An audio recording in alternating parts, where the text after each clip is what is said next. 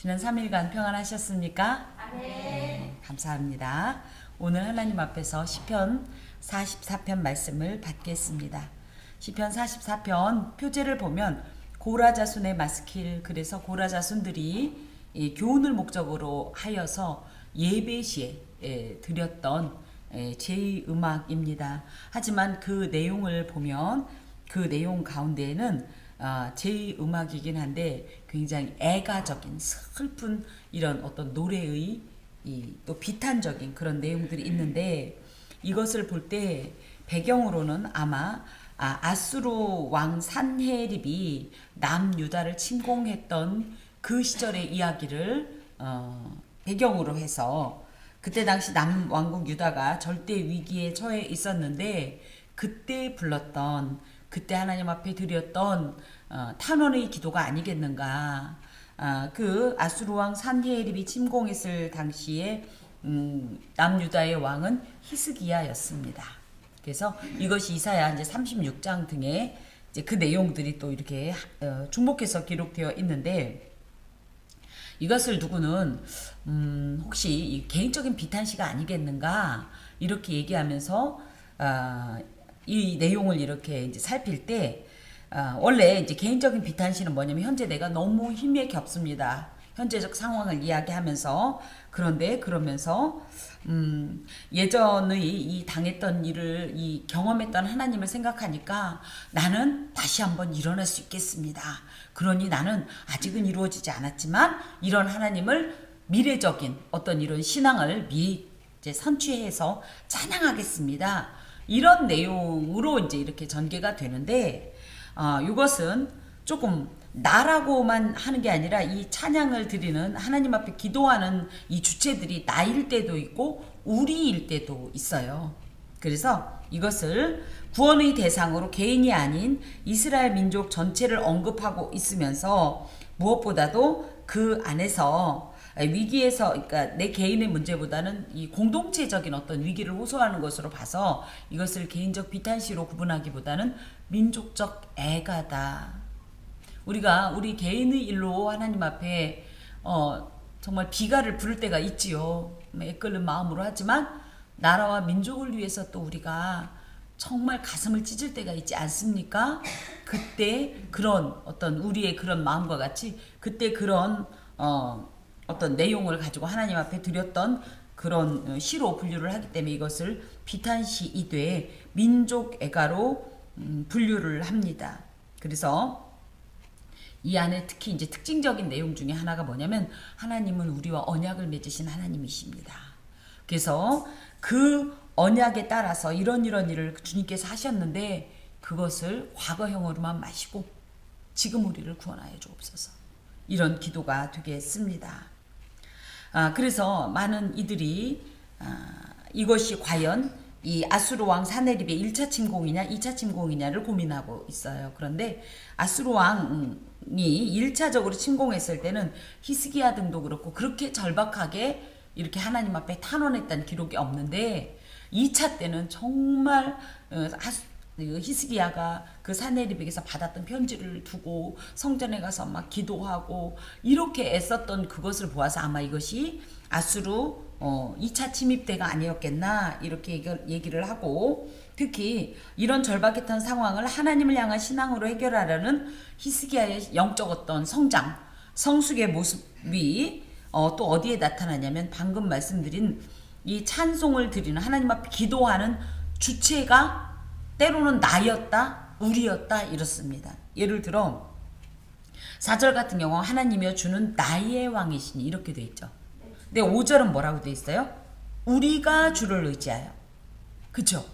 그래서 이것을 아마 왕인 히스기야와 백성들이 교창 형식으로 주고받고 매기고 받는 이런 형식으로 드린 찬송이 아니겠는가, 기도가 아니겠는가. 그리고 24절부터 26절까지는 합창 형식으로 불렀던 그런 제2음악적 형태를 가지고 있다라고 생각을 합니다. 그리고 또 하나는 얘가 시제가 이렇게 이 한 시의 시제가 세 개의 시제가 골고루 배치되어 있는데, 예를 들어 1절부터 예, 8절까지는 계속 과거적인 어떤 얘기들을 많이 해요. 그 다음에 9절부터는 현재적인 얘기를 또 많이 하고요.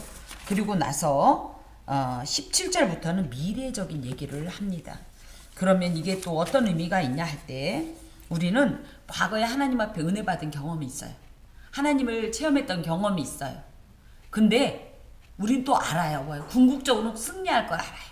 궁극적으로 하나님의 충만한 은혜 가운데 이 모든 것들이 해결되고 행복할 걸 알아요. 믿어요. 근데 현재는 그렇지 못한 거죠. 그래서 과거와 미래 사이에 끼어 있는 어떤 현재의 고통스러운 상황에 대한 이 애원과 호소가 같이 깃들어 있기 때문에 이런 시제적 구분을 통해서 또 우리가 받을 수 있는 메시지가 방금도 말씀드렸던 것처럼 우리는 이미 지나온 과거를 통해서 하나님께서 일하셨음을 확신합니다. 또 우리는 미래적으로도 하나님께서 이 모든 일을 행하실 것을 소망하면서 믿습니다. 그런데 지금은 현재적으로 그것이 너무 멀어 보이고 실감되지 않는 이런 현실에 대한 그런 마음을 함께 담아서 이 말씀을 받을 수 있게 했습니다. 그래서 이제 봅시다. 자, 하나님이여 주께서 우리 조상들의 날 곧 옛날에 행하신 일을 그들이 우리에게 일러주며 우리가 우리 귀로 들었나이다. 지난주에도 말씀을 드렸고 그 지난주에도 말씀을 드렸듯이 42편부터 시작되는 시편 제2권에는 여호와의 신명이 계속 하나님으로 되어 있다. 이것은 누구냐 하면 우리는 다 같은 하나님이라고 되어 있을지 모르지만 엘로힘 하나님으로 시편 창세기 1장에 보면 우리가 우리의 형상을 따라 하는 그 우리가 엘로힘입니다. 그래서 이 히브리어에 미음이 붙으면 복수형이에요. 복수형. 그래서 하나님이 복수냐? 우린 여기서 뭘 알 수 있어요? 삼위일체 하나님. 그러면서 이 삼위일체적 하나님께서 우리에게 전지 전능 모든 것을 가능하게 하시는 그런 분이시라는 것을 고백해요. 그러면서 하나님은 전능하신 하나님이십니다. 이 고백을 하는 거예요. 우리가 물론 우리의 모든 삶이 전능하신 하나님이 필요하고 전지하신 하나님이 요구되는 상황이 있지만 특히 정말 이건 사람으로 살 수 없을 때 다 우리가 아주 당연하게 찾는 분이 바로 이 엘로힘 하나님이에요. 그래서 그만큼 지금 이 시편을 드리는 저자와 이스라엘 백성들이 그만큼 지금 다급하고 절박한 상황에 빠져 있다. 주께서 우리 조상들의 날 곧 옛날에 행하신 일은 무엇이었죠? 예, 그렇습니다. 그래서 출애굽 또 뭐가 있었죠? 이 시기가 언제예요?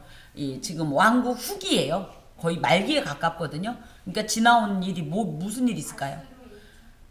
예, 물론 그렇습니다. 예, 그런데 우리가 이스라엘 백성들이 늘 생각하는 그 하나님께 생각하신 일의 가장 대표적인 역사가 바로 출애굽이고요. 또 하나가 뭐냐면 가나안 정복이에요. 이들은 출애굽도 절대 이 세계 최강대국인 바로를 일개 이 한 일가족이 이긴다는 게 말이 안 되죠. 근데 당당하게 징벌하고 도망하지 않고 당당하게 승리의 전리품을 취하고 나오지 않았습니까? 가나안도 마찬가지예요.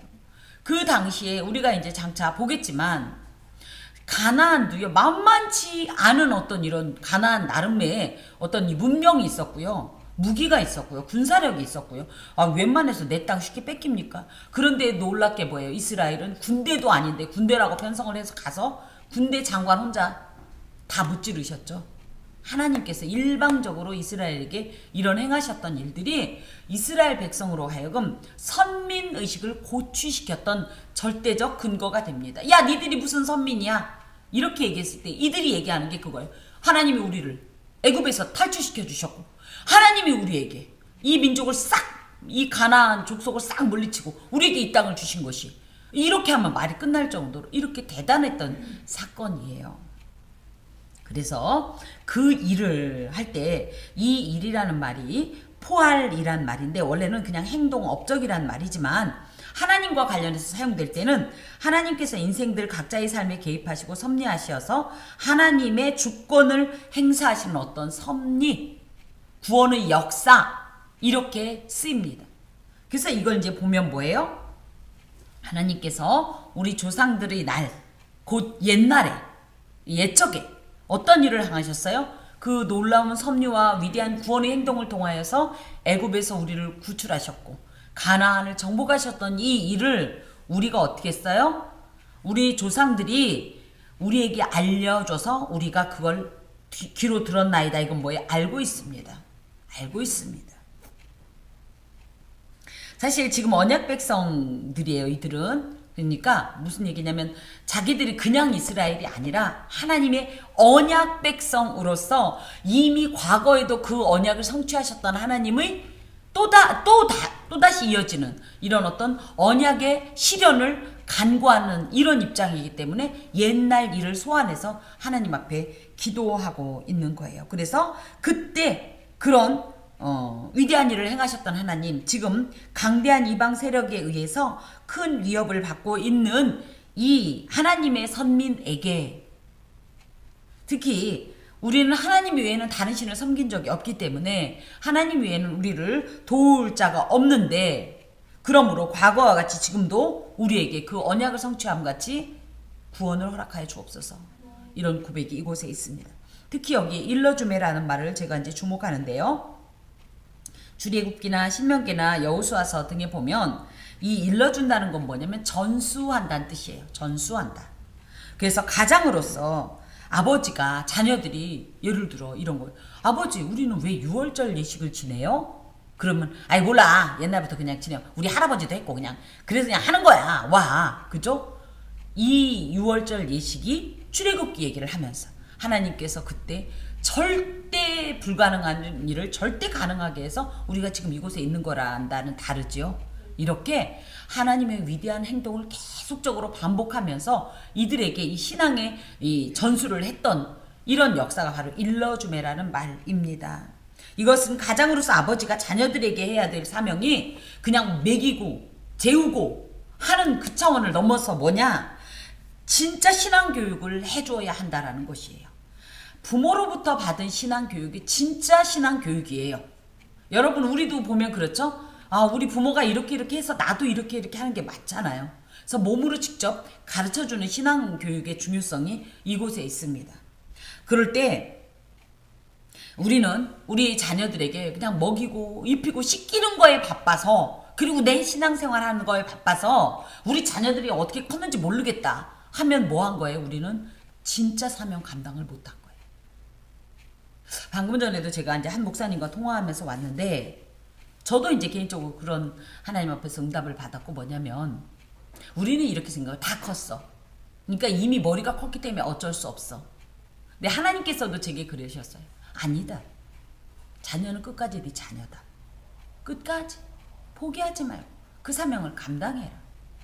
그 사명 중에는 신앙의 전수도 있을 것이고, 사랑해야 되는, 그죠? 사랑의 모범을 보여줘야 되는 것도 있을 것이고, 여러 가지 것들이 있을 텐데, 자녀들에 대해서 이제 내 손을 떠났다라고 얘기하지 말고 끝까지 그 사명을 감당해라, 이렇게 말씀하셨어요. 여러분 생각에도 아이고 어렸을 때 그랬어야 되는데 지금은 다 컸어. 아니요. 우리의 말과 행동들은, 우리의 이 중대한 가르침들은 우리 자녀들에게 아주 명확하고도 깊은 일침이 되어서 남게 되어 있습니다. 제가 어떤 좀 연세가 있으신 이제 남자 성도가 교회에 이제 등록을 하게 돼서 어떻게 이렇게, 근데 알고 보니까 자신은 신앙생활을 한 적이 없다는 거예요. 근데 어떻게 오셨습니까? 했더니 어머님의 유언에 따라 왔습니다. 예, 우리가 끝까지 이 사명을 놓치지 않고 붙잡는 이상은 우리의 자녀가 반드시 하나님께로 돌아오게 마련입니다. 예. 자, 그러면서 주께서 주의 손으로 뭇 백성을 내쫓으시고 우리 조상들을 이 땅에 뿌리박게 하시며 주께서 다른 민족들은 고달프게 하시고 우리 조상들은 번성하게 하셨나이다. 지금 이게 무슨 얘기냐면 하나님께서 하나님의 손으로 이 뭇 백성은 가나안 족속을 말해요. 가나안 족속을 다 물리치셨다는 거예요. 우리가 능력이 있어서 한 것이 아니라 하나님께서. 또 우리 조상들을 원래는 뭐예요? 가나안 원주민 입장에서는 얘들이 우리는 박힌 돌이고 얘들이 굴러온 돌이죠. 근데 이들이 들어와서 오히려 박힌 돌이 되게 하셨다는 거예요. 뿌리를 박는다는 건 뭐예요? 다시는 떠나지 않겠다는 뜻이에요. 이것이 내 땅이라고 아예 정말로 이 경계석을 세우는 거고 기둥을 세우는 일인데요. 이런 가나안 정복의 모든 과정에 있어서 하나님이 전적으로 개입하셨고 아예 주관하셨고 섭리하셔서 우리는 아무것도 한 것이 없다는 거, 우리 민족들은. 특히 또 주께서 다른 민족들은 고달프게 하시고 우리 조상들은 번성하게 하셨나이다. 하나님께서 뭐예요? 다른 민족들은 그죠? 이들은 억압결에 당한 거예요. 그들 관점으로 볼 때. 그쵸? 이스라엘은 뭐예요? 아무것도 안 했는데 하나님께서 오히려 그곳에서 정말 털을 잘 잡고 번성하게 하셨다는 거예요. 요게 지금 우리나라 말로는 이렇게 돼 있는데요. 뿌리 박는다라는 표현은 씨를 뿌렸다라는 파종의 의미를 가지고 있고요. 그 다음에 번성했다라는 것은 씨가 싹이 터서 확 막 성장하고 풍요롭다는 뜻을 갖고 있어요. 그러면서 또 진정한 이 번성을 위해서 뭘 하냐면 보통 가지치기를 하죠. 하나님께서 이스라엘 백성들의 어떤 어리석음이나 연약함 때문에 때로는 그저 이방의 어떤 침략을 당하기도 하고 우리가 사사기에 보면 날마다 이스라엘이 그 이방 세력에 의해서 고통을 당하죠. 이것을 어떻게 표현했냐면 하나님께서 적절한 시기에 가지치기를 해서 정말 풍성한 열매를 맺을 수 있도록 지금까지 도와주셨습니다. 여러분 어떻습니까? 우리에게도 이런 역사가 있어요. 하나님께서 우리를 그죠? 절대 하나님을 믿지 못할 우리를 하나님을 믿게 하시고 복음의 씨를 뿌리시고 그래서 이 복음이 흥왕하게 될 때 우리의 연약함과 우리의 완악함 때문에 어떤 행동을 합니까? 예, 하나님 앞에 패역하고요, 범죄하고요, 하나님을 거역하고요, 교만하고요, 감사하지 못하고요, 은혜를 당연한 것으로 여길 때 하나님은 어떤 행동을 하시냐면 적절한 가지치기를 하신다는 거예요. 그래서 우리가 지금 당하는 고난이 신앙인들에게 있어서 우리가 실제적으로 고난을 당하지만 우리에게 분명한 건 절망이 아닌 이유가 뭐예요? 나무가 가지치기 하면 죽어요? 어떻게 되죠? 그쵸? 진짜 가지치기를 해줘야 진짜 신실한 충실한 열매를 맺는 것처럼 하나님께서 우리의 삶에 적절한 가지치기를 해주실 때는 이거는 우리를 버리려고 그 가지를 잘라내는 것이 아니에요. 우리에게 진짜를 주시려고 더 풍성한 소출을 주시려고 가지치기를 하시는 거란 말이죠. 근데 나무 입장에서 가지치기를 당할 때 기분이 좋을까요? 안 좋을까요? 안 좋을 것 같죠? 내 멋대로 좀 잘 자랐으면 좋겠고 아픈 건 누구나 싫어요. 나무가 가지치기 해주면 아우 시원하다. 머리 자르는 거하고 다른 거예요. 응.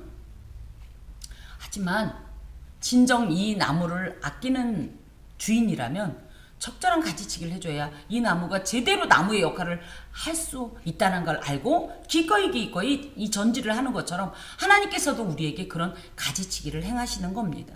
이것을 신앙의 눈으로 볼 때는 하나님께서 우리 조상들을 번성하게 하시려고 기꺼이 이런 가지치기를 통하여서 지금까지 오셨습니다. 우리의 삶도 마찬가지 아닙니까? 우리 삶에도 하나님께서 수시로 가지치기를 해주셨기 때문에 여기까지 온 거지. 그렇지 않았으면 우리 멋대로 뻗쳐나가서 결실도 못 맺고 결국은 이 교만으로 인하여서 오히려 우리의 이 악한 어떤 이런 성정으로 뒤엉켜서 오히려 괴사했을 수 있습니다. 이런 표현을 이곳에 하고 있습니다. 자, 그러면서 그들이 자기 칼로 땅을 얻어 차지함이 아니고 이 그들은 조상을 말해요. 우리 조상들이 어떻게 했다? 여기 그대로 나오는 거예요. 자기들이 전쟁을 해서 그 땅을 얻은 것이 아니라는 거예요. 여러분은 헷갈릴 거예요. 이 가나안 정복 전쟁 했는데 문제는 가나안을 처음에 이스라엘이 평가할 때 뭐라고 그랬어요? 그들은 그죠? 우리는 걔들 앞에 서면 메뚜기 같다 이렇게 표현했단 말이에요. 어마어마한 군사력의 차이가 있었습니다. 그런데 얘들이 불과 40년 만에 무슨 아무것도 안 하고 정말 광야에서 뱀 씹어 먹어가면서 군사훈련을 받은 것도 아니고 날마다 그냥 구름 쫓아서 빙글빙글 돌아다니고 불 쫓아서 빙글빙글 돌아다니고 아침에 되면 만나 먹고 또 돌아다니고 이렇게 해서 40년 호송세월하고 왔는데 갑자기 이들이 정예 부대로 막 바뀌었어요? 막 근육이 울퉁불퉁 나고 힘이 뭐 날아다니고 이래요? 아니요. 그런데도 놀랍게 보여요. 메뚜기와 같았던 이스라엘 백성이 이 가나안을 정복할 수 있었던 것은 고백하는 거예요. 우리들이 칼로 한 것이 아닙니다. 또 그들의 팔이 그들을 구원함도 아니고 그들의 팔이 뭡니까? 권능, 능력을 말하는데 아니라는 거예요. 뭐예요? 오직 주의 오른손과 주의 팔과 주의 얼굴의 빛으로 하셨기 때문에 가능합니다. 그 얘기입니다. 우리 방금도 찬양인데 지금까지 지내온 모든 것이 뭐예요? 주님의 은혜예요. 우리는 우리가 무언가를 했을 거라고 생각할지 모르지만 무슨 말씀이세요? 우리가 했던 방식 그대로 거두려고 했을 것 같으면 깐보기도 못 얻는 거예요. 하지만 주님께서 지금까지 베풀어 주셨기 때문에 어머 나는 이 정도까지 얻을 일을 한 적이 없는데 하나님께서 허락하신 거예요. 예. 자, 여기에 특히 이제 주의할 것이 주의 오른손, 주의 팔, 주의 얼굴의 빛. 그래서 그 앞에 3절의 앞부분 보는 뭐예요?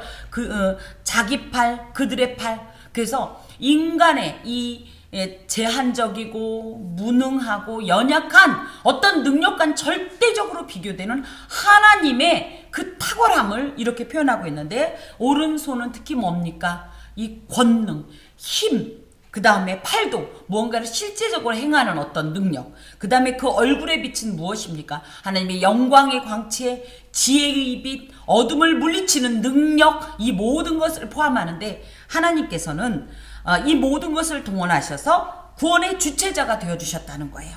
그래서 이런 모든 하나님의 주권적인 역사와 구체적이고 실제적인 보호하심을 통하여서 이스라엘 백성들을 지금까지 데리고 나왔다는 거예요. 끌고 오셨다는 거예요. 그러면서 여기에 또 중대한 고백인데 주께서 왜 그렇게 하셨냐 이거예요. 왜 이렇게 하셨냐. 하나님께서 2절부터 3절까지 왜 이렇게 하셨냐 할 때 주께서 그들을 기뻐하신 까닭이니이다.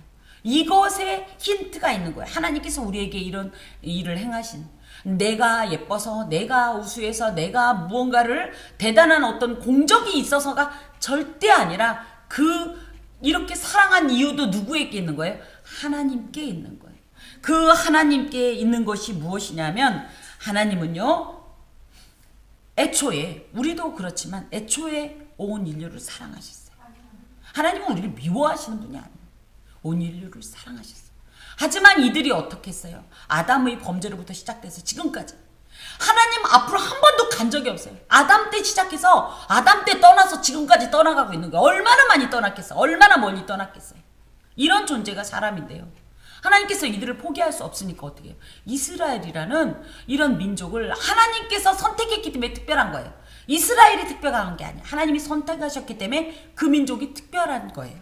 그 민족을 택하시고 그래서 이 민족을 제사장 나라로 삼으시고 그곳을 통하여서 어떤 역사가 일어나서 예수 그리스도를 오게 하시고 그 예수를 통하여서 아주 멀리 떠내려간 이 온 인류를 지금 하나님께로 회복시키려는 이런 작업을 하지 않습니까? 이것이 왜 그러냐? 하나님께서 우리를 사랑하시기 때문이에요. 그냥 우리가 좋으신 거예요. 우리가 우리의 자녀를 사랑하는 이유가 있습니까? 하지만 어때요?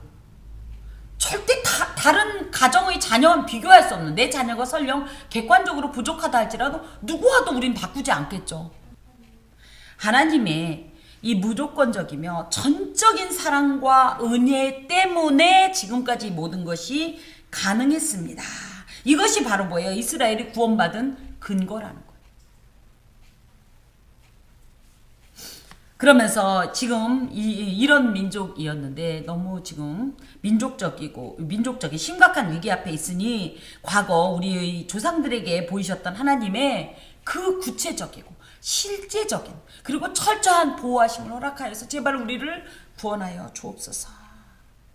이런 고백입니다. 그래서 우리 이 말씀을 통해서 좀 생각할 수 있는 것은 예전에 우리 예배 시간에 참 간증들이 많았어요. 근데 이것이 변질되다 보니까 무슨 스타가 돼가지고 그걸로 무언가 업을 하고 이래서 문제가 됐지. 처음에는 정말 이 간증을 들으면 어땠어요? 너는 좋겠다가 아니라 다 어떻게 했냐면 나도 저렇게 하면 되겠구나. 나도 저렇게 하나님 앞에 매달리면 되겠구나. 이렇게 신앙적 도전을 받았단 말이죠. 우리가 그래서 우리 성도들도 과거 믿음의 선배들이 살아간 어떤 역사나 그들이 만났던 하나님 구원의 어떤 이런 간접적 체험을 우리도 새기고 하나님 저는 그런 기도 하거든요. 하나님 누구한테는 이렇게 하셨다며요? 맨날 나 이쁘다고 그러면서 왜 그 사람한테만 그거 하고 저한테는 안 해주세요? 나도 이쁨 받고 싶어요. 막 이런 얘기. 나도 사랑해주세요. 막 제가 이렇게 말씀드려요. 하나님께서 그럴 때 저도 알아요. 지금 여러분처럼 웃는 걸 알아요. 근데 압니다. 하나님은 저에게만 갖는 특별한 사랑의 행동이 있으시고 역사가 있으신 걸 믿습니다. 그런데도 우리도 어찌됐든 보고 들었으니까 그거는 모른 척하고 속으로는 부글부글 그 마음을 하고 싶은데 그 얘기하고 싶은데 모른 척하고 얘기하지 말고 하나님 누구네 사업하는데 잘 된다면서요. 배 아파요. 나한테 왜 안 주세요? 할 수 있어요. 아셨죠? 누구네 뭐 한다면서요. 나도 해주세요. 제가 그렇게 하니까 같이 하자 그래야지. 그러면서 그들을 통하여서 만난 어떤 하나님을 그 능력을 우리가 확신할 때 우리도 우리에게 어떤 일이 있을 때 그때 그랬다 그랬지. 그때 그분이 기도했다고 그랬지. 그때 그분이 하나님 앞에 정말 메어 달렸다고 했지. 그때 그분이 이랬다고 했지. 근데 그걸 돈 넣고 돈 먹기 이건 절대 저는 반대고. 무슨 얘기인지 알겠죠? 하나님 그분이 딱 일주일 만에 결판을 봤다는데 나도 일주일 지났는데 어떻게 되는 거야? 이런 식이 아니라 그 순수한 마음으로 하나님을 신앙할 때 하나님께서는 놀랍도록 우리에게 맞춤형 역사를 베풀어 주시는 줄로 믿습니다. 또 봅시다. 그러면서 또 4절에 보니까 하나님이여 주는 나의 왕이시니 야곱에게 구원을 베푸소서. 요게 이제 드디어 등장하는 거예요.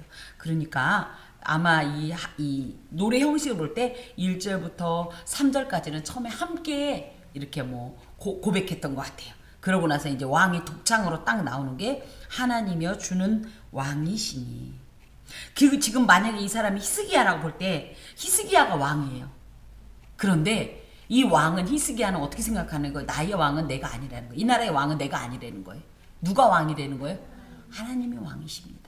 여기에 굉장히 중대한 어떤 이런 의미가 있는데 왕은 누구냐? 진짜 왕은 뭐예요? 우리도 우리의 리더를 뽑을 때 무엇을 기대하죠? 민생을 안정시키고 그죠? 경제적인 어떤 그죠? 이런 부유함과 그러면서도 뭐예요? 누가 미사일 띄우면 이거 해주고 그래서 우리가 걱정 없이 두 다리 뻗고 자게 해주고 이게 왕 아닙니까? 똑같은 거예요. 진정한 왕은 정치와 경제와 민생의 문제를 해결하고 또 밖으로는 외부의 공격이나 어떤 그죠 비방으로부터 백성을 안전하게 보호하고 그들을 물리치는 이런 능력을 가진 존재가 진짜 왕 아닙니까? 근데 실제적으로 히스기야는 지금 이걸 하고 있어요? 못하고 있어요? 못하고 있잖아요. 지금 쳐들어왔는데 이길 힘이 없는 거 아니에요. 히스기야도 이렇게 얘기하면 실제적으로 고백하는 거예요. 하나님 난 왕 아니에요. 난 이거 못했잖아요. 그런데 이 말엔 하나님은 왕이십니다. 우리의 왕이십니다. 나의 왕이십니다. 이 민족의 왕이시니 그 역사를 이루어 주옵소서. 그 역사를 이루어 주옵소서. 지금 이렇게 기도하는 거예요. 그러면서 왕이신 하나님에 대한 믿음과 기대감을 통하여서 이렇게 얘기해요. 야곱에게 구원을 베푸소서. 이 야곱은 누구예요? 네, 맞습니다. 물론 아브라함 때부터 조상은 시작되지만 실제적인 이들의 조상이라고 할 땐 야곱이에요. 야곱은 이 야곱을 통해서 12명의 아들이 12지파가 되었고 이 12지파를 통해서 본격적인 이스라엘의 기틀이 마련이 됐거든요. 그런 면에서 이 야곱이라고 할 땐 이스라엘 백성을 의미합니다. 또 이 야곱이라는 고백엔요. 참 귀한 것이 들어있어요. 야곱의 성격. 어떤 사람이었죠, 야곱? 아주 간교하고 얍삽하고 교활하고 그죠? 자기의 목적을 위해서는 뭐예요? 형이 됐든 누가 됐든 그죠? 잔머리를 써가지고 탈취하기도 하고 이런 행동을 한 사람 아닙니까? 이게 누구다? 이스라엘 민족의 하나님 앞에서의 행동이라. 자기들의 목적을 위해서 또 자기들만 잘 된다 그러면 그냥 우상 앞에 가서도 절하는 것을 하나님을 배신하는 것을 아무렇지도 않게 여겼고 이방과 혼약하고 그죠? 이런 모든 그러면서도 걸핏하면 마음이 갈팡질팡 배신을 정말 음식 먹듯이 했던 이런 이스라엘이지만 그렇지만 하나님 우리 사랑하시잖아요. 내게 당신밖에 구원을 베풀 자가 없습니다. 하나님만이 나의 왕이시니 제발 우리를 구원하여 주옵소서. 자, 그랬더니 5절에 이제 백성들의 이제 화답장이 들어갑니다. 우리가 주를 의지하여 우리 대적을 누르고 우리를 치러 일어나는 자를 주의 이름으로 밟으리이다. 우리를 치러 일어나는 자를 주의 이름으로 밟으리이다 라는 표현 가운데는 또 그 앞에 우리가 주를 의지하여 주의 대적을 누르고 이 표현 가운데는 연상되어지는 한 장면이 있는데 바로 다윗과 골리앗의 싸움입니다. 뭐라고 그랬어요? 다윗이 너는 내 칼과 창으로 내게 오거니와 나는 만군의 여호와의 이름으로 여호와를 이렇게 의지하는 이런 사람은 기꺼이 다윗이 골리앗을 그죠? 치고 또 뭐예요? 그 목을 밟고 다윗은 뭐해서 그 목을 밟고 칼로 그 목을 그죠? 이렇게 했던 역사처럼 우리 또한 주님의 이름을 의지하오니 이 대적에게 우리가 이 전쟁에 있어서 그러니까 승리한 자들이 되어서 적장의 목을 밟고 그 목을 없이 하는 그래서 그 힘을 완전히 끊는 그런 자가 될 줄로 믿습니다. 주님을 의지한다면 이렇게 하나님께서 전쟁에서 승리해서 대적을 철저하게 진멸시키는 이런 전쟁에서의 완전한 승리를 허락하실 것을 믿습니다라는 확신에 찬 고백을 드리고 있습니다. 그러면서 나는 내 활을 의지하지 아니할 것이라 내 칼이 나를 구원하지 못하리이다. 칼, 활, 이 모든 것은 뭐예요? 공격용 무기인데요. 전쟁에서 사용되는 것으로 고대 전쟁에 있어서 전쟁의 승패는 지금도 마찬가지죠. 우리나라가 뭐 지금 지난 주간에 어수선하지 않았습니까? 그래서 북에서 뭐 모두 띄우고 이런다고 할 때 많은 이 전문가들이 나와서 그 얘기 하잖아요. 공군력이다. 이 현대전은 공군력이라고 합니다. 근데 그것으로는 절대 이 북한이 완전히 비교도 안 될 정도로 열세이기 때문에 두려워하지 말라 이런 얘기를 한단 말이죠. 그러니까 우리가 겁을 안 내죠. 그쵸? 이런 것처럼 전쟁의 승패는 어떻게 보면 이런 무기의 힘이나 마찬가지예요. 물론 군사적인 수요도 있었겠지만 그런데 놀라운 것은 뭐예요? 이들이 가진 활이 얼마나 되고 이들이 가진 칼이 얼마나 되고 군사력은 얼마나 되겠습니까? 그런데 그거 갖고 이기는 거 아니라는 걸 지난 역사를 통해 우리는 알고 있습니다. 그 얘기예요. 전쟁은 오로지 하나님께 속해 있으니 무기가 전쟁의 승패를 결정짓는 것 아닙니다. 우리의 능력이 이 전쟁의 승패를 결정짓는 것이 아닙니다. 오직 하나님의 역사와 하나님의 의지에 의해서 승패가 결정되오니 주님, 우리는 주님만 의지하겠습니다. 주님이 이겨 주옵소서. 주님이 우리에게 승전가를 부를 수 있도록 역사하여 주옵소서. 이 고백을 드리면서 오직 주께서 우리를 우리 원수들에게서 구원하시고 우리를 미워하는 자로 수치를 당하게 하셨나이다. 참 이 5절부터 4절부터 5절부터 6절까지는 뭐예요? 지금 하나님 앞에 드린 현재적 시제가 들어가 있어요. 포함되어 있어요. 근데 여기 보니까 7절에 당하게 하시리이다 이렇게 안 하고 뭐라고 해요? 당하게 하셨나이다. 이게 다시 과거로 또 들어가요. 그러면서 뭐예요? 물론 하나님께서 이렇게 할 것을 믿습니다. 그러면서도 이 과거에 베푸셨던 하나님의 이 구원에 왜냐면 지금 보이지 않으니까. 그죠? 과거에 베푸셨던 하나님의 어떤 구원과 이 승리, 도우심으로 인한 승리를 내가 다시 한번 생각하면서 그것을 통하여서 하나님께서 우리에게 역사하셨던 것을 기억하면서 그것을 기억하고자 과거의 일을 다시 한번 끌고 오는 거예요. 그래서 8절에 보니까 우리가 종일 하나님을 자랑하였나이다. 우리는 하나님의 이름에 영원히 감사하리다. 이건 또 뭐예요? 이건 또 지금 과거에 하나님 그러셨죠. 그러니까 현재적으로 고백하다가 또 과거 얘기하다가 다시 또 미래에 이렇게 하실 것을 믿습니다. 그 얘기예요. 하나님께서 과거에 그렇게 베푸셨던 은혜를 지금 베풀어 주신다면 우리는 하루 종일 하나님을 자랑할 것입니다. 하나님을 선포할 것입니다. 또 우리는 하나님의 이름에 영원히 감사할 것입니다. 감사할 것입니다. 근데 그때 그 되는 거 봐서 감사할 것입니다라는 뜻은 아니에요. 지금도 그때 이루실 그 일을 생각하면서 나는 미리 감사하겠습니다. 자랑하겠습니다라는 이런 고백이긴 합니다. 그러면서 만약에 하나님께서 이 모든 일을 이루신다면 나는 하나님을 이렇게 할 것이오니 주여 이 기도를 들어 주옵소서. 이게 이제 서원에 관계되는 얘기입니다. 지난 주간에 서원에 대한 얘기를 했는데 우리가 서원을 할 때 많이 그렇게 하죠. 하나님 이렇게 해주신다면 난 이렇게 하겠습니다. 그런데 지금 요건 뭐예요? 이렇게 해주실 것을 믿고 지금 이렇게 하겠습니다. 자, 또 그런데 9절에 봅시다. 그러나 이제는 주께서 우리를 버려 욕을 당하게 하시고 우리 군대와 함께 나아가지 아니하시나이다. 하나님을 그렇게 예배하고 찬양하겠습니다. 하나님을 자랑하겠습니다. 우리 하나님이 우리 하나님이라고 외치겠습니다. 하고 또 정신을 차려보니까 그런데 지금 어떤 상태입니까? 제가 얘기했죠? 시편 기자들은 분명히 엉덩이에 뿔이 많이 나 있을 겁니다. 울다 웃다를 많이 해서 주께서 우리를 버려 욕을 당하게 하시고 우리 군대와 함께 나아가지 아니하시나이다. 이게 이제 순서상으로 이렇지만 이런 일을 그러니까 우리가 하나님 앞에 버림을 당해서 욕을 당하게 된 원인이 뭐냐면 하나님께서 우리와 함께하지 않기 때문이라는 거예요. 하나님께서 우리와 함께하시면 뭐예요? 겁날 게 없는 거예요. 그렇죠?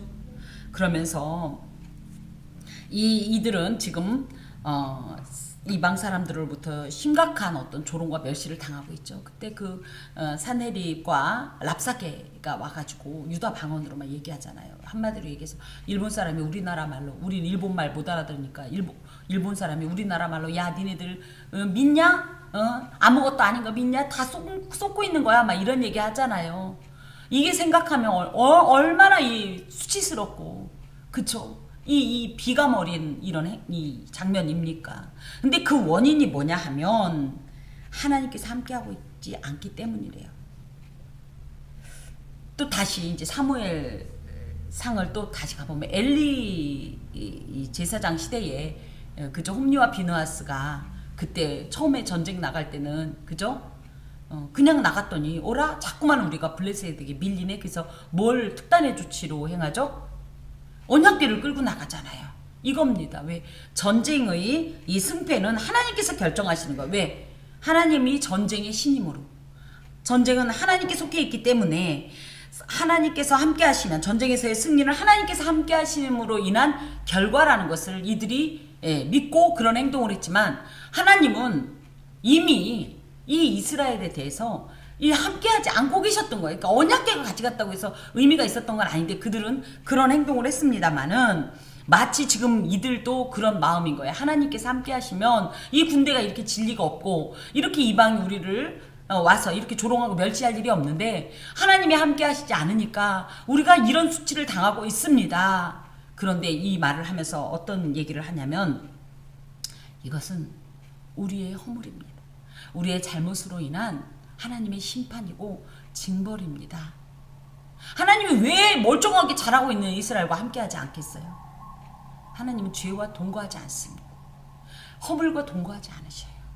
예, 그렇기 때문에 우리의 범죄함으로 인해서 하나님께서 우리와 지금 함께하지 않고 있고 그래서 이 군대가 이렇게 수욕을 당하고 있구나. 이것은 우리의 허물로 인한 하나님의 심판이요 징계구나. 지금 이렇게 깨닫고 고백하는 거예요.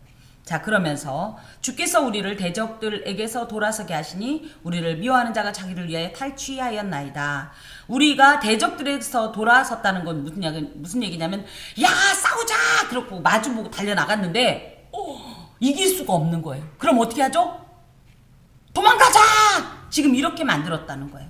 그래서 전쟁에서 패한 군사들이 등을 돌리고 도주 즉 퇴각하는 이런 상황이 되었고 또 한 가지는 우리가 뭐냐면 우리를 미워하는 자 대적들에게 우리 백성들이 포로로 지금 끌려가고 있습니다.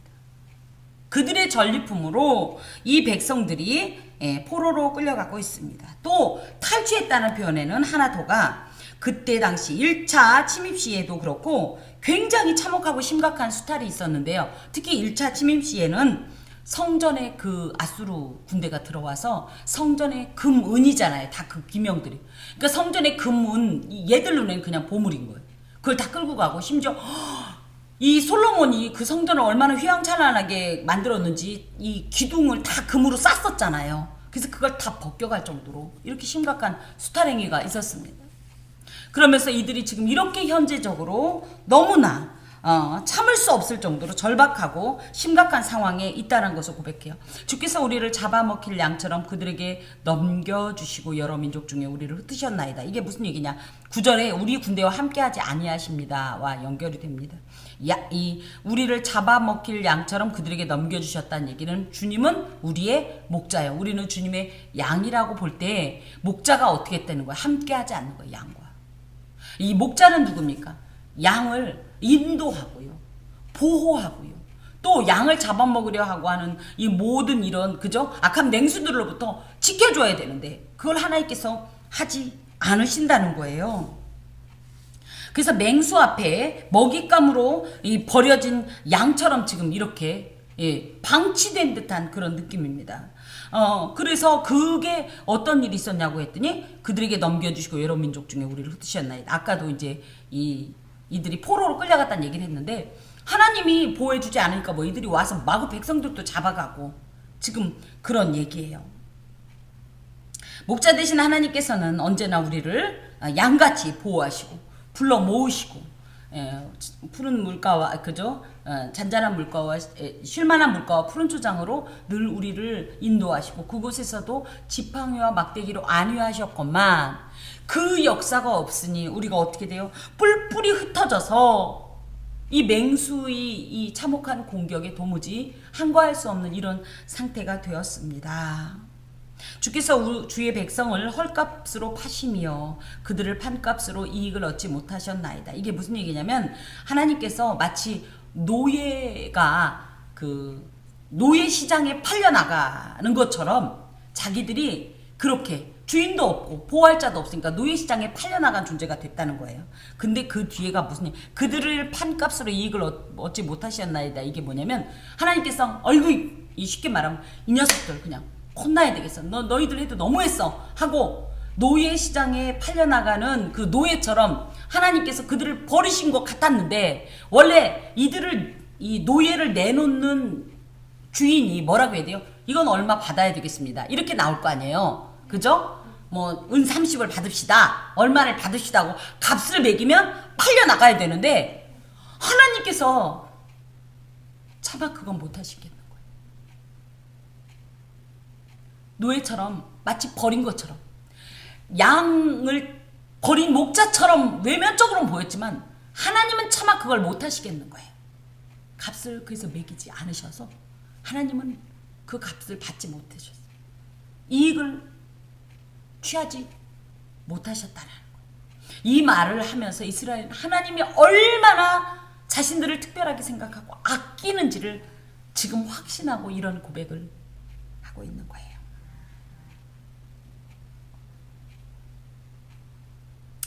자, 그리고 주께서 13절 우리로 하여금 이웃에게 욕을 당하게 하시니 그들이 우리를 둘러싸고 조소하고 조롱하나이다. 주께서 우리를 뭇 백성 중에 이야기거리가 되게 하시며 민족 중에서 머리 흔들림을 당하게 하셨나이다. 나의 능욕이 종일 내 앞에 있으며 수치가 내 얼굴을 덮었으니 나를 비방하고 욕하는 소리 때문이요 나의 원수와 나의 복수자 때문이니이다. 이게 이제 쭉 연결이 되는데요. 우리 이웃이라고 할 때는요 가까운 존재예요. 또 그렇지만 꼭 거리적으로 가깝다고만 얘기할 수는 없지만 실제적으로 이렇게 자신들이 이렇게 욕을 당하게 되고 조소와 조롱을 당한 일이 아까도 말씀드린 것처럼 그 랍사게라는 사람을 통해서 하나님을 비방하는 소리를 들었고요. 또 그들 가운데서도 또 이제 거리적으로도 물론 가까운 사람들도 이웃일 수 있습니다만 여러 이 주변국들이나 나라들이 이스라엘이 얄미웠어요. 이들은 블레셋 입장에서도 이스라엘이 얼마나 얄밉겠어요. 여러 나라가 왜요? 쟤들은 힘도 없고 그런데도 이상하게 쟤네들을 이 보호하시는 신에 의해서 보호받는다는 사실 때문에 질투심도 만만치 않았어요. 그래서 그렇지 않아도 얄미웠는데 이번 참에 그들의 신이 떠났다는 걸 이들이 느낀 거예요. 그러니까 뭐라 그래요? 야 니들이 섬기는 하나님 야 이제 보니까 야 아무것도 아니다 야 맹탕이다 야 이런 얘기를 들었다는 거예요. 또 야 네 하나님 어딨냐? 이제 보니까 무서워서 도망갔구나. 우리 아수르를 다스리는 신이 더 세서 니네 신 도망갔지 무서워서. 막 이런 식으로 조롱을 해오는 그런 얘기입니다. 이야기거리가 되게 하시며 14절에 뭇 백성 중에 사람들에게 야야야 쟤네들 그동안 그렇게 잘난 척하고 뭐 여호와 쟤네 신은 야 뭐도 없어 무슨 괴짝에다 실려다니는 그런 뭐 저기야 신이야. 그런데 야 이제 보니까 이제 다 아무것도 아니구나. 이렇게 사람들에게 비웃음거리가 되고 머리 흔든다는 건 누가 얘기하는데 이렇게 제가 일껏 얘기하는데 용감한 우리 집사님이 이러면 어떤 기분이 될까 제가? 주여 시험 들죠. 목사님 시험 들죠. 이 머리 흔든다는 건 굉장히 그 상대를 멸시하는 행동이에요. 그러니까 주변 사람들이 보고 진짜요? 멀쩡히 가다가 누가 눈 맞췄는데 이렇게 하면 여러분 싸우고 싶으세요? 가서 그냥 아무한테나 가서 쳐다보고 이렇게 한마디 하면 그냥 싸우게 돼요. 이게 머리 흔드는 거예요. 이스라엘 백성들이 지금 주변 이웃 이 국가들에 의해서 이런 일을 당하고 있다라는 거예요. 우리도 마찬가지입니다. 잘 나갈 때는요 안 그래요. 약해지면 뭐라 그래? 그럴 줄 알았어. 얼마나 자기들의 발 아래로 두는지요. 얼마나 무참히 짓밟는지요. 멸시하는지요. 무시하는지요. 그러면서 뭐라 그래요? 아니 평소에는 우리가 예수님 믿는지 관심도 없다가 그때도 딱 얘기해요. 쟤네 교회 다니는 애들 아니야? 아이고 그렇게 뭐 한다더니 이 표현이 나. 지금 이스라엘이 딱 그거 당하고 있는 거예요. 근데 우리도 이런 상황에서 이런 일을 당하게 되죠. 그것 때문에 어떻게 해요? 너무 수치스러워서 그 수치가 내 얼굴을 덮고 나를 비방하고 욕하는 소리 때문에 내가 고개를 들고 살 수가 없어요. 그런 뜻이. 왜? 나의 원수와 나의 복수자들 때문에. 특히 이 15절에서 16절은 주어가 다시 누구로 돼 있어요? 나의 능력이. 그래서 뭐예요? 백성들의 이러한 멸망과 어려움은 누구의 능력이 되는 거예요? 왕의 수치가 되는 거예요. 왕의 수치. 열국 중 으뜸이 되어 존영을 받으며 열국에게 복을 끼치고 하나님의 복 가운데로 그 이름을 드높여야 할 사명을 가진 이스라엘이 도리어 이방인들 앞에서 도망가고 패전했어. 지속적으로 그들에게 조롱과 멸시를 당하는 처참한 현실로 인한 이 정말 몸을 떨 만한 이런 수치감 때문에 이 왕의 이 아주 심각한 이 괴로움을 이곳에 담고 있습니다. 여러분, 그래서 누가 그러는 거예요. 예수 믿는 사람이 잘 돼야 돼. 이 소리가. 평소에는 그렇게 친한 것 같고 그렇게 우리를 봐주는 것 같아도 결정적인 순간이 되면 같은 신앙 공동체는요. 그 일을 두고 함께 울어줍니다. 함께 손을 잡고요. 함께 가슴을 찢습니다. 근데 제 아무리 혈유가 아니라 그렇게 가까웠어도요. 영이 통하지 않는 이들은요. 그제서부터 우리를 판단하고요. 이런 것 때문에 그랬다고 지적하고요. 책망하고요. 아니 그 얘기 진작 좀 해주지. 진작 너네들이 그럴 줄 알았다고 얘기 좀 해주지. 하지만 우리에게는 소망이 있습니다. 계속적으로 여기에 은근히 나와 있는 게 뭐 있어요. 우린 누구를 믿어요? 하나님. 그 하나님이 무엇을 믿어요? 그분의 무조건적인 사랑. 측량할 수 없는 사랑. 끝도 없는 그 사랑. 그리고 뭐예요? 생각지도 않는 정말 늦은 비와 이른 비처럼 쏟아지는 그 은혜. 그죠? 그것을 믿습니다. 우리는 설령 온 사방에 초나라의 노래가 울려 퍼진다 할지라도 우리에겐 늘 얘기했듯이 하늘이 뚫려 있어요. 기죽지 마시고 그 사랑을 붙잡고 어떤 위기라도 우리가 이겨낼 수 있는 영적 용기를 가져야 합니다. 기도하겠습니다. 주님 감사합니다. 우리를 위로하시려고 이렇게 귀한 말씀 주셔서 감사합니다. 위로받습니다. 내가 무언가 하나님께 대단하여서 사랑받는 것이 아니라 그냥 하나님이 일방적으로 우리를 아끼시고 사랑하는 것이 너무 큰 위로가 됩니다. 우리의 조건을 따라 하나님께서 사랑하셨다면 우리가 어느 곳에 가도 기대고 누구의 이름을 부를 수 있겠습니까?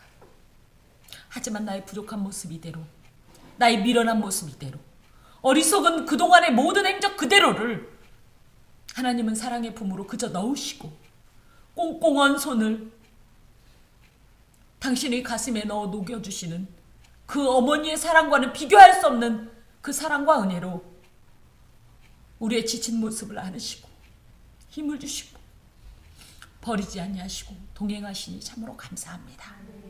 오늘도 이 말씀 받고 참으로 힘을 내어서 용기를 내어서 한 걸음 한 걸음을 주와 동행하게 하시고 반드시 승리케 하시는 그 하나님의 위대한 구원의 역사를 소망하고 기대하면서 하나님 무릎이 꺾이지 않도록 두 팔이 늘어지지 않도록 근심 어린 한숨 내지 않도록 주여 우리를 보호하여 주시옵소서. 예수 그리스도의 이름으로 축복하고 기도하오며 주 예수 그리스도의 은혜와 하나님의 사랑과 성령의 교통하심이 은총을 입은 함께하는 교회의 모든 권속과 그 삶에 영원히 함께하옵시기를 간절히 축원하옵나이다. 아멘.